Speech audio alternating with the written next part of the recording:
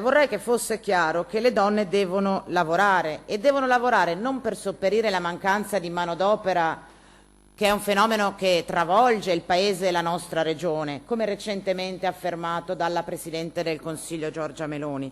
Le donne devono lavorare perché il lavoro delle donne è un valore sociale che contribuisce all'emancipazione delle famiglie e della società.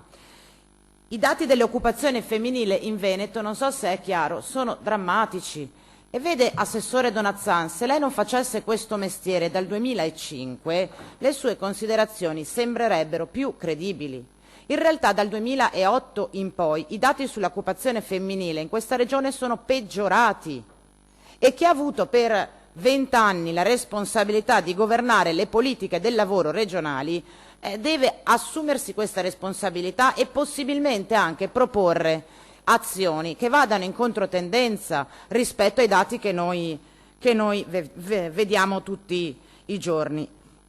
Il lavoro in questo quadro infatti non può essere un ostacolo alla maternità come oggi è troppo spesso.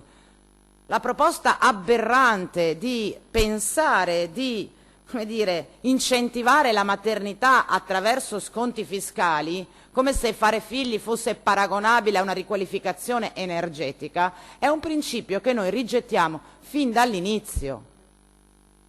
Se si vuole davvero investire sulla maternità, si deve costruire le condizioni per cui alle donne sia possibile lavorare ed essere madri contemporaneamente, cosa che in questa regione, e non solo, è ancora molto, troppo complicato.